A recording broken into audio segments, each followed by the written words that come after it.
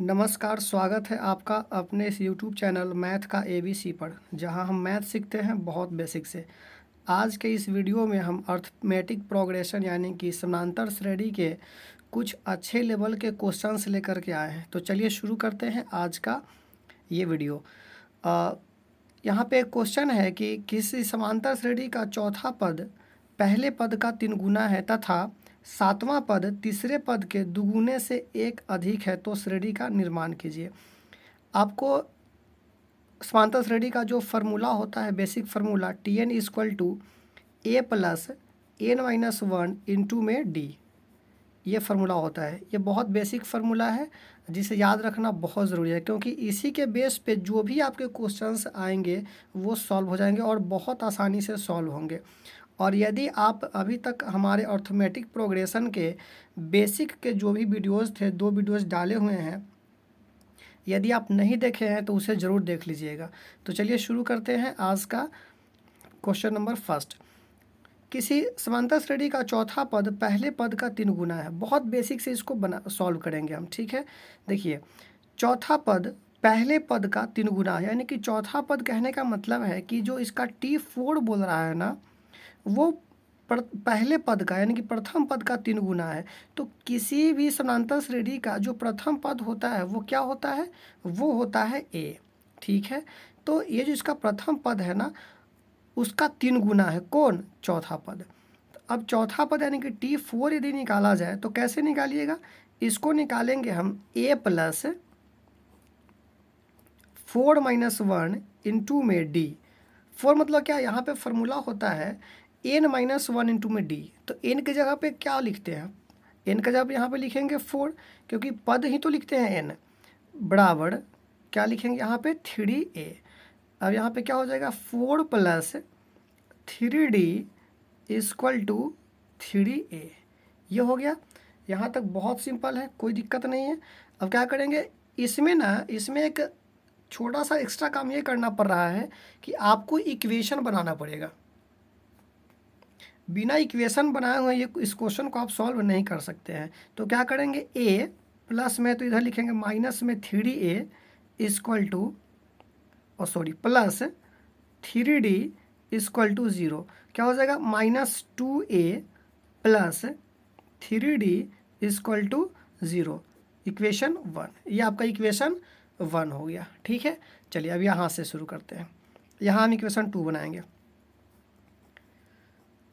पुनः तथा सातवां पद तीसरे पद के दुगुने से एक अधिक है। सातवां पद यानी कि जो T7 है वो तीसरे पद के दुगुने से यानी कि T3 इसके दुगुने से कितना अधिक है? एक ज़्यादा है, यहाँ पे एक अधिक है।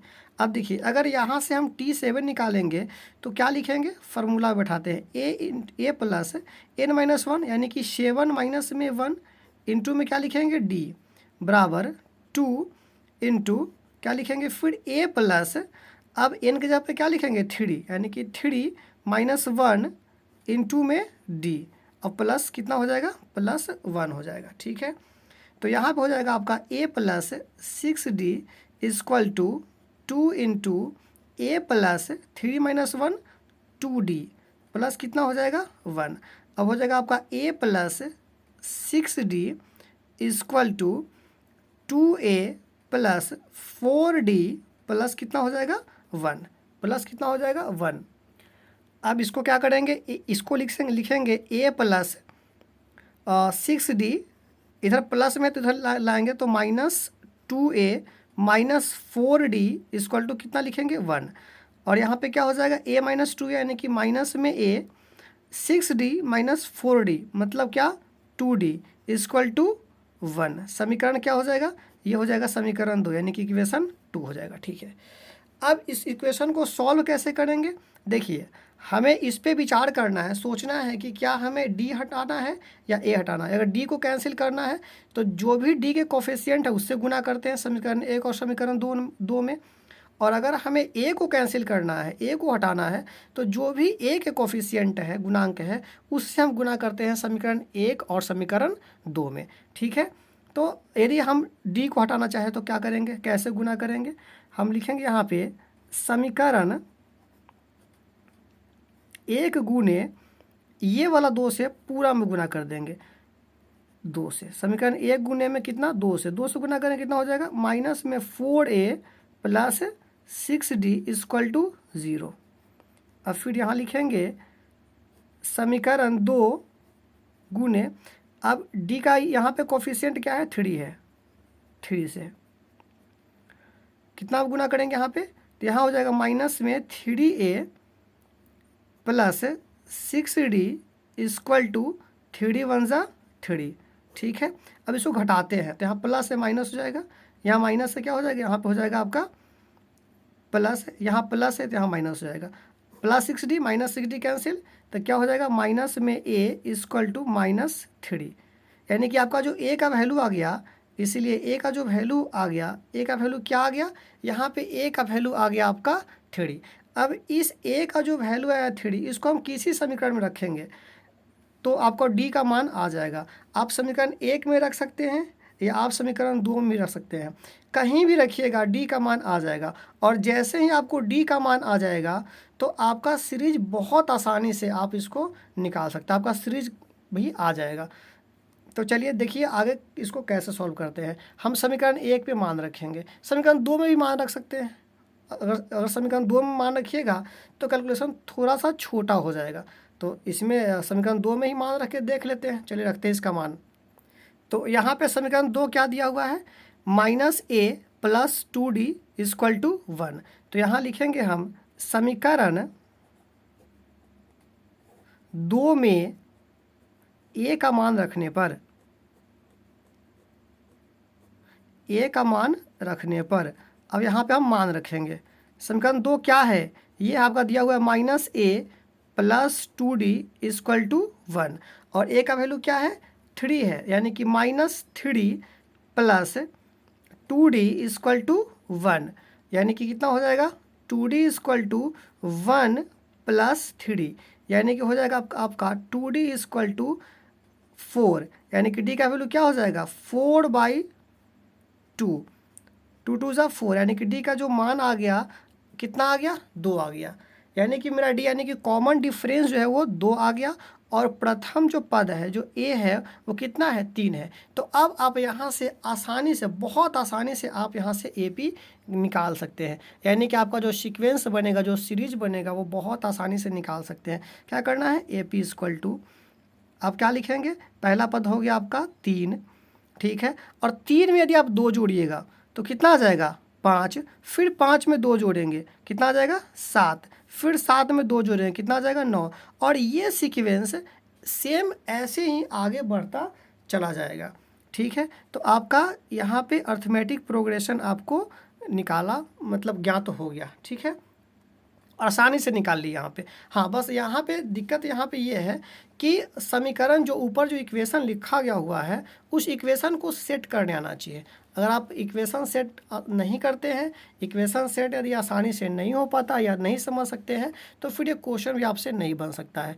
तो पूरा का पूरा जो खेल है ना वो इक्वेशन सेट करने में है। यहाँ से एकदम बेसिक से इसको हम शुरू किए हैं और उसके बाद धीरे धीरे सॉल्व करके हम पूरा आसानी से आपको हम AP तक, यहाँ जो AP जो सीक्वेंस आता है, सीक्वेंस क्या आएगा वहाँ तक हम इसको हम निकाल दिए हैं। ठीक है, तो ये जो क्वेश्चन है ये थोड़ा सा लंबा है, सॉल्व करने में थोड़ा सा समय लगेगा, लेकिन हाँ सॉल्व करना ज़रूरी है और अच्छे से समझ करके सॉल्व करना है इसको। ठीक है, चलिए देखते हैं आज का क्वेश्चन नंबर 2।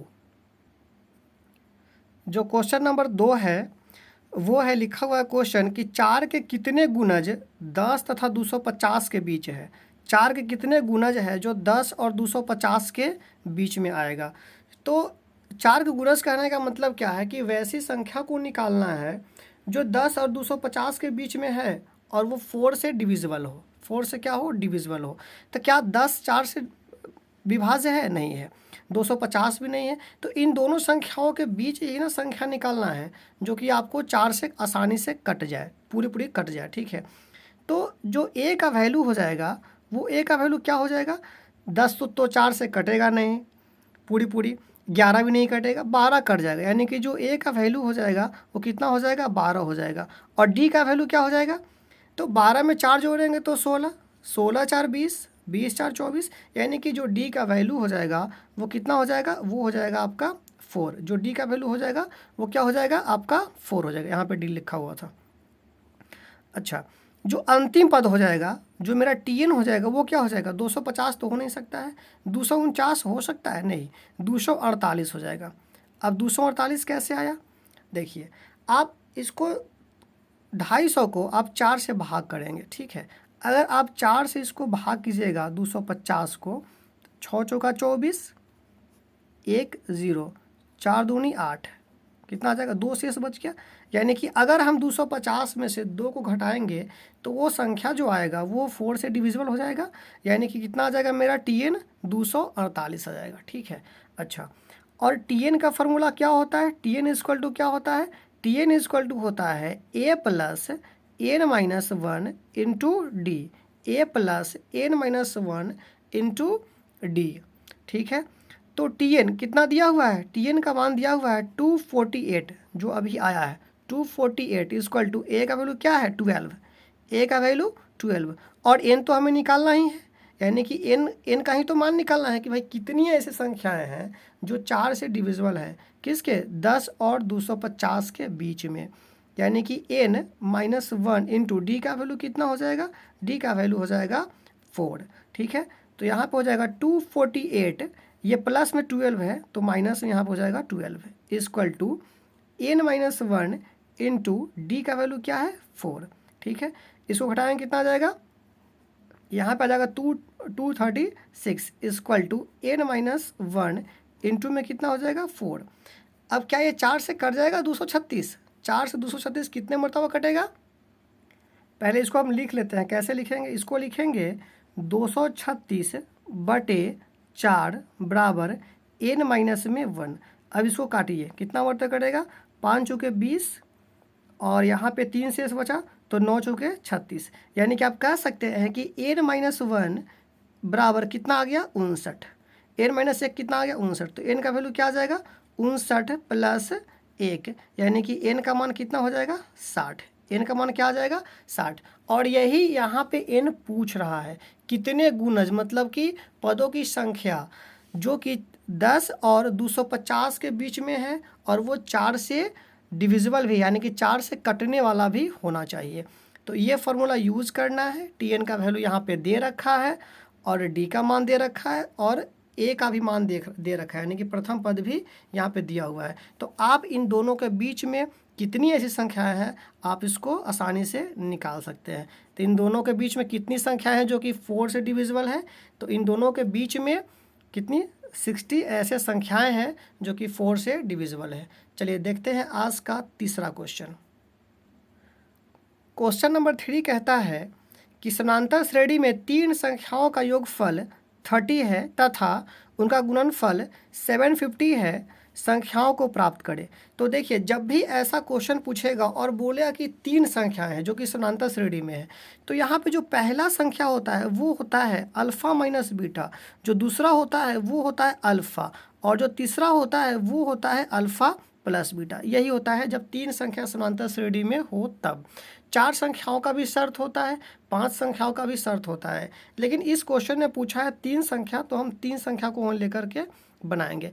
इसमें क्या कह रहा है क्वेश्चन, इसमें क्वेश्चन बोल रहा है कि 3 संख्याओं का जो योगफल है वो 30 है, यानी कि आप कह सकते हैं कि जो alpha minus beta plus alpha फिर प्लस अल्फ़ा प्लस बीटा जो है उसका योगफल कितना दिया हुआ है 30 दिया हुआ है, minus alpha plus minus beta plus beta cancel, तो 3 अल्फ़ा इक्वल टू कितना हो जाएगा 30, 10 3 ज़ा 30, यानी कि अल्फ़ा का जो मान आ गया वो कितना आ गया 10 आ गया, जो अल्फ़ा का मान है कितना आ गया 10 आ गया। अब यहाँ पे कह रहा है कि उनका गुणनफल जो है यहाँ पे तथा उनका गुणनफल कितना है 750 है, यानी कि आपका दिया हुआ है alpha minus beta into alpha plus beta बराबर 750, ठीक है। ये कितना दे दिया, यहाँ पे दे दिया 750।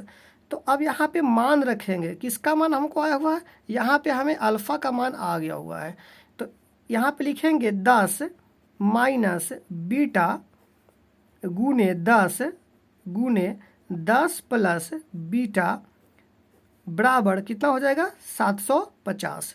अच्छा देखिए यहाँ पे a minus b into a plus b का फॉर्मूला बन जाएगा, जिसका सूत्र क्या होता है, a minus b into a plus b बराबर होता है a square minus b square. तो आप इसको लिख सकते हैं 10 का स्क्वायर माइनस बीटा का स्क्वायर बराबर, आप इस 10 इधर भाग कर दीजिए, इसको लिखेंगे 750 बटे कितना 10, 0 से 0 कैंसिल, यानी कि यहाँ पे कितना हो जाएगा, यहाँ पे हो जाएगा मेरा 100 माइनस बीटा का स्क्वायर इक्वल टू 75। ठीक है, चलिए देखते हैं। तो यहाँ पे हो जाएगा माइनस बीटा का स्क्वायर इक्वल टू 75 माइनस 100, तो minus beta square equal to minus 25। ठीक है, तो बीटा का वैल्यू क्या आ जाएगा, बीटा का वैल्यू आ जाएगा प्लस माइनस रूट अंडर 25। तो इसका एक आ जाएगा 5 और दूसरा आ जाएगा माइनस 5, इसका दो वैल्यू आएगा, एक आएगा प्लस वाला और एक आएगा माइनस वाला। अब दोनों में से कोई भी वैल्यू लीजिएगा, आपको सीक्वेंस यानी कि एपी आपको आ जाएगा।